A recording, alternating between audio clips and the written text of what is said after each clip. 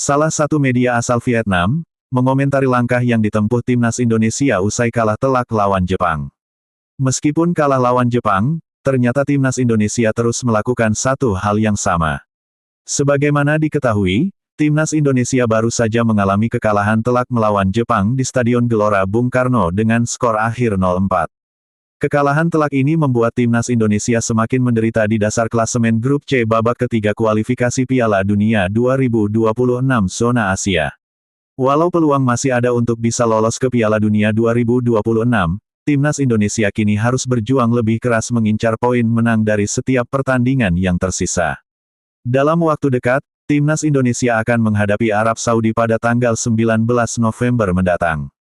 Melihat kondisi yang cukup genting tersebut, tentunya timnas Indonesia memerlukan gebrakan untuk bisa memperbaiki diri.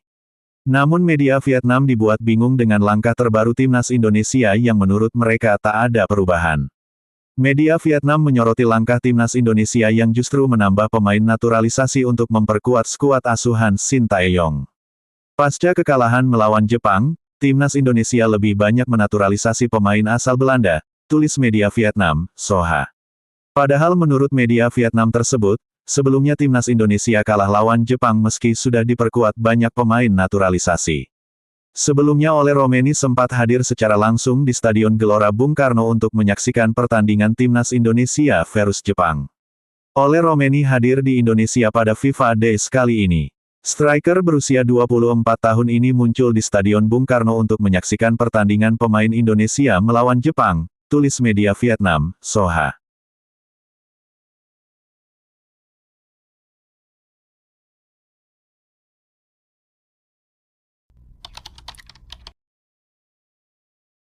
Pelatih timnas Indonesia, Shin Tae-yong dalam keadaan tertekan. Pasalnya, skuad Garuda diharapkan dapat lolos ke Piala Dunia 2026.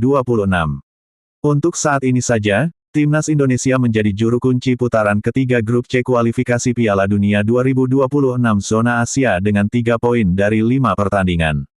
Terakhir, timnas Indonesia tidak berdaya saat dibantai Jepang 0-4 di Stadion Utama Gelora Bung Karno SUGBK Senayan, Jakarta Pusat, pada Jumat tanggal 15 November tahun 2024 malam waktu Indonesia Barat.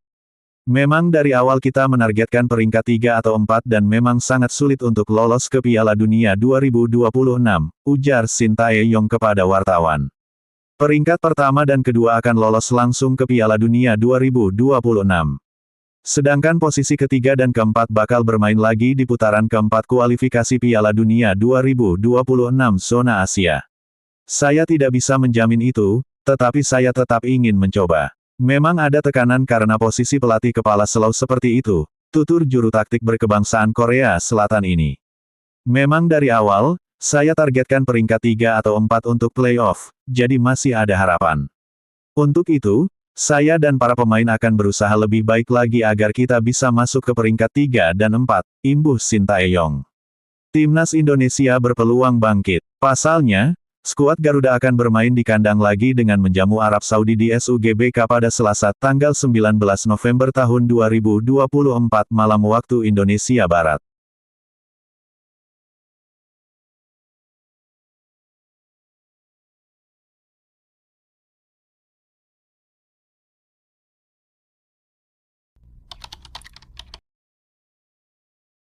Prediksi skor timnas Indonesia vs Jepang dalam lanjutan matchday kelima putaran ketiga grup C kualifikasi Piala Dunia 2026 zona Asia.